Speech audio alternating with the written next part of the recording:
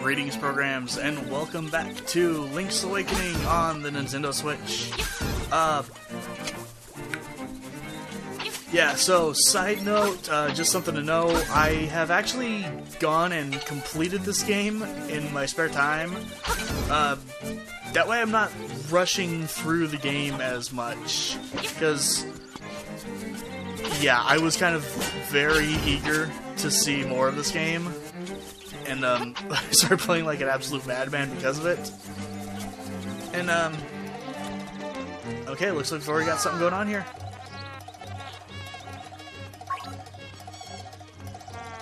I love how they made the text box shake.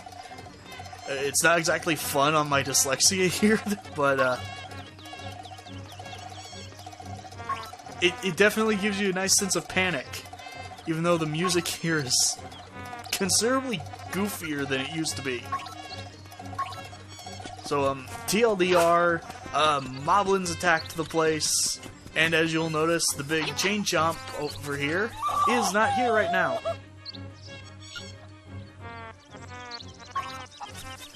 So, after I go valiantly goof off for a moment, we will go after Bow Wow. First, I want to go fishing, because new to this version of the game are bottles. The original Link's Awakening did not have bottles, and it was actually always a very weird omission. And the easiest to get bottle is right here, at the bottom of the fishing pond. Also, I just have to give props. They did so much to this fishing minigame, and I love it.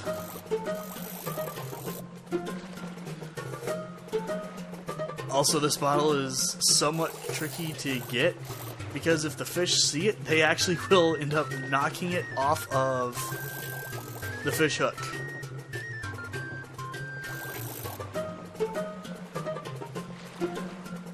And while they will only go after the fish hook if it's right in front of them, they are willing to go a long way to go after this bottle. So, slow as it is, I've found the easiest way to get this is to very slowly, in just little bursts, pull it across the bottom. And then try to yank it up as fast as you can. I may also really quickly try to get some of the extras here. Once I beat the main dungeons and everything, I will actually be going to my 100% file in order to show off the final boss and such, just so that I can have fighting chance. Because I found in this version the final boss is actually quite a bit harder than in the original. But we have our first of 3 fairy bottles in the game. And just for fun, let's see if I can catch this big guy in the middle here.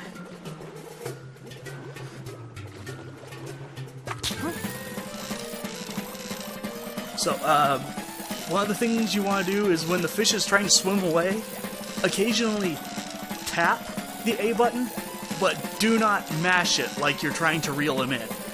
The line will almost always snap if you try it out.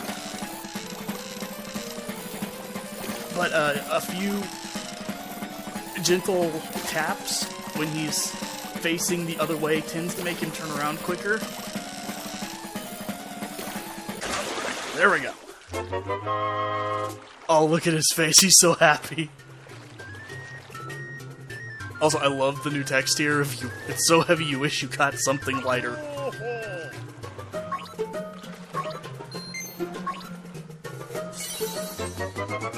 And yes, also new to this version of the fishing game is multiple lures. As well as a lot more prizes you can get. I'm not going to make you all watch me do all the fishing, because there's a lot of stuff to get. I'm not sure how I feel about this new version of this song, by the way. Original version of the song was pretty tense. This one, something about that horn they're using almost sounds comical. I mean, the village just got attacked by moblins. Also, here we have the first of the secret seashells, which has much better text on it. On when you grab the first one, it's like, but what do you do with it? Whereas the first old game, you would always get the same message of, if you collect a lot of these, something good is bound to happen. Which got very old very quickly, I'm not to lie. And, while I'm here, I'm going to see if I can get a couple things out of here. First thing you might notice is this weird little chain jump with a bow. Another of the new things in this game is actually a series of figurines that pop up in the Trendy game. Annoyingly, you can only get, have one of them in your inventory at a time.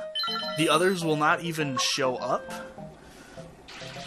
until, well, I'll just show you. You have to go actually use the figurine before you can get the next one.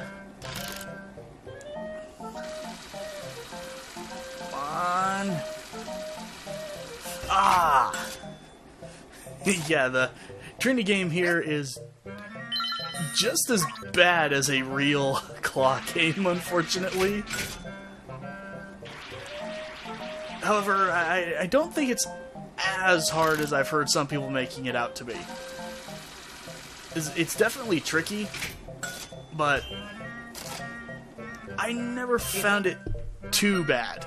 Once you kind of understand the positioning and timing, it's not as horrible as it seems.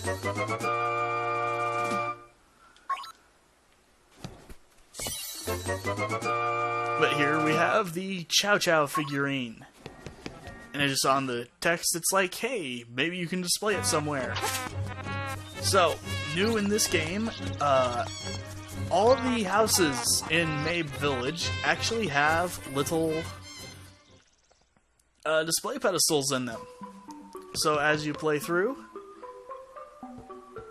you will find these that are labeled, and you can put the figurines on them. At least as far as I know, the main thing it does is if you get all the figurines, which you can't actually do until the end of the game, when you get all of them and have them all placed, or at least when you grab the last one, you get to play the Trendy game for 5 rupees each instead of 10. Also, let's go on here and advance the game's trade sequence. Give her the Yoshi doll we got in the first episode, and get a ribbon in return.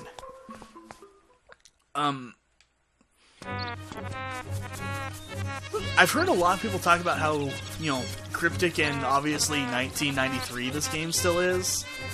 Other than a couple parts of the trading game, the trade sequence, most of it is there in text in the game if you just take your time and, talk to whoever you can.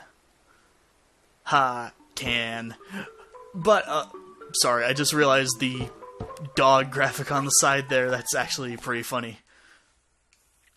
But as long as you kind of take this game as being an adventure, and you do some exploring, it's never really too hard to figure out where to go, because generally you just need to go to the place that you couldn't go before.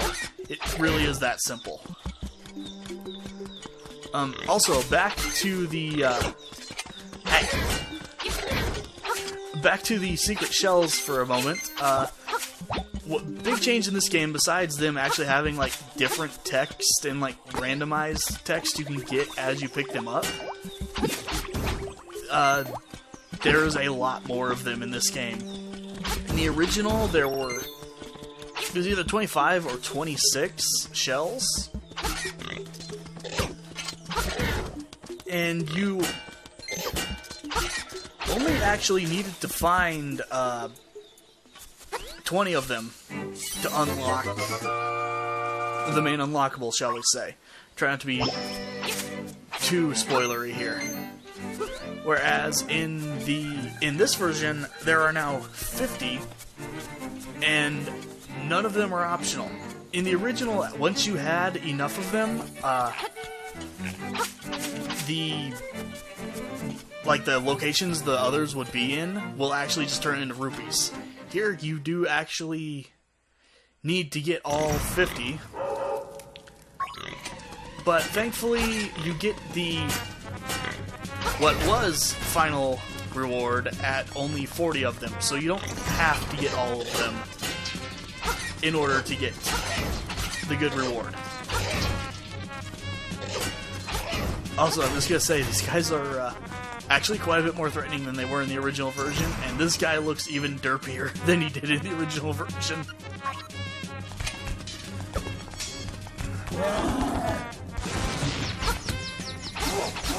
Yeah, I still managed to walk right into him.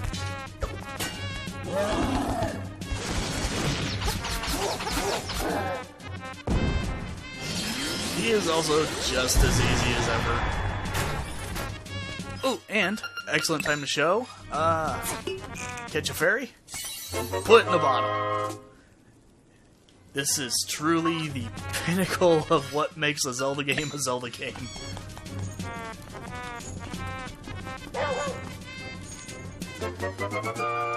Oh yeah, I forgot. This version, you interact with Bow Wow himself to free him.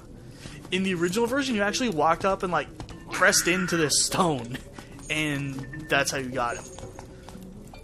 But yes, for now, we actually have our own on loan Chain Chomp that we get to take around.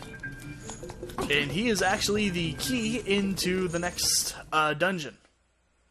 But before I go there, first we're going to have to talk to the owl, as a Chain Chomp awkwardly sits in the cave door.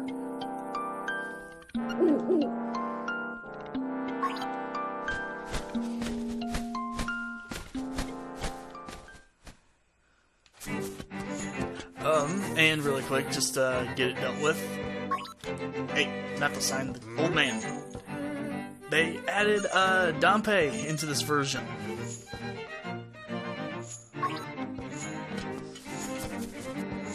And yeah, his house is over here. We can't actually interact with it right now.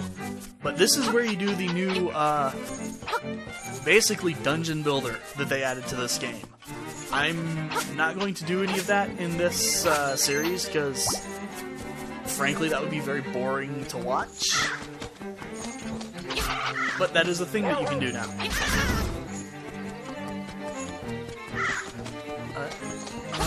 Over here, you can see, Bow Wow has actually found something in the ground here. So once we can get the shovel,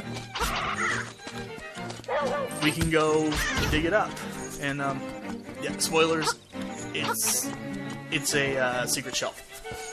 That's actually the best way to find secret shells. There's a whole bunch of them buried in these earlier sections of the game, and if you take Bow Wow around, he will actually point them out to you. And as you see, Bow Wow actually, he does attack things. He's not very good at getting these crows, because we now have the verticality in this version of the game. So I will see if I can go find, see if I can get enough rupees to go grab the shovel, and I will see you guys real soon.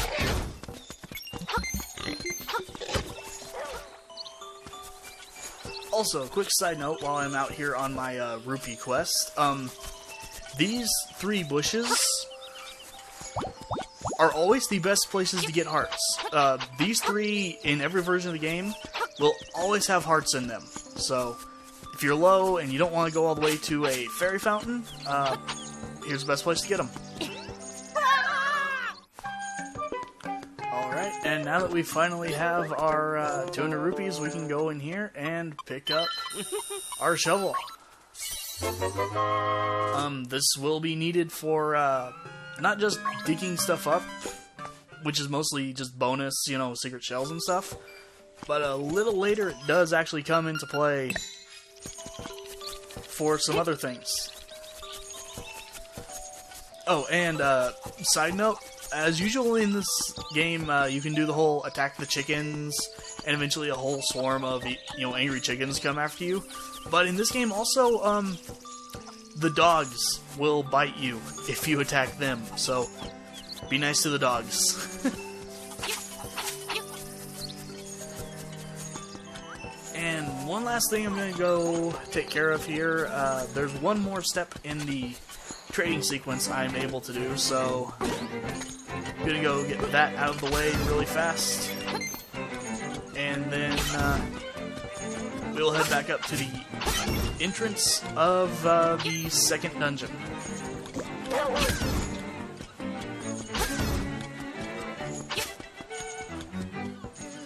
I also have to say, this game takes so much less time just because of the open world, you know, one load screen going on here. And here we have Sail the Crocodile, who absolutely loses his mind when you walk in here with a can of dog food.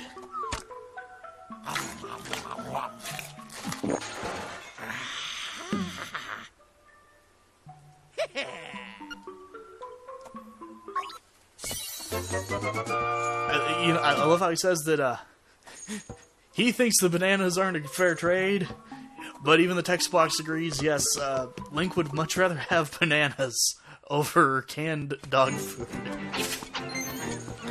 Oh, and if anyone is looking for a way to just sit around and farm rupees... Okay, not when you have Bow Wow. I've never seen him do that. But yeah, the monkey up in this tree will sit there and infinitely throw coconuts at you. And you can attack the coconuts with your sword. And at least in the old versions of the game, they had a pretty high chance of dropping rupees. So, if you ever just want to sit around and kill some time, don't feel like playing one of the minigames, go attack coconuts thrown by the monkey. So, I will rejoin you guys here once we get back up to the swamp. Oh, and for anyone who wants to know where there is one, the first fairy spring you will find is actually located right here in the Mysterious Woods. So, yeah, like just off to the side of where you're already going. Also, I just want to take a moment and say how great this version of the map is compared to the original. Because the original was just square by square as you actually explored things. Where here you have like actual, you know, you've got icons to really show you what's going on. There are pinnable markers, just like Breath of the Wild. So say Bow Wow finds you something, but you can't dig it up, like he did over here. Go ahead and drop that, and you'll remember that there's something over there. Oh, speaking of Mr. Woofdig Ruff, here's another secret shell.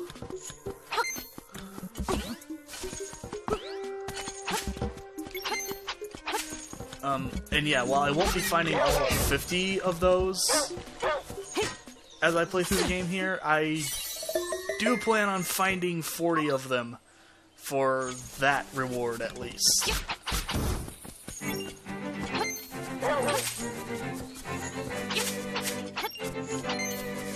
Alright, and here is where we run into how and why Bow Wow is the key for the next dungeon here. Oh, he can't eat the big ones now. In the old version, he could. Oh, I take it back. He can't eat them. And yeah, now we can get in. And fun note, this rock here was not here in the original version. That was just another of those flower monsters. Which meant that once you take Bow Wow home after the end of this dungeon, you could not get back in here until like way, way later. But now you can actually just get right back in.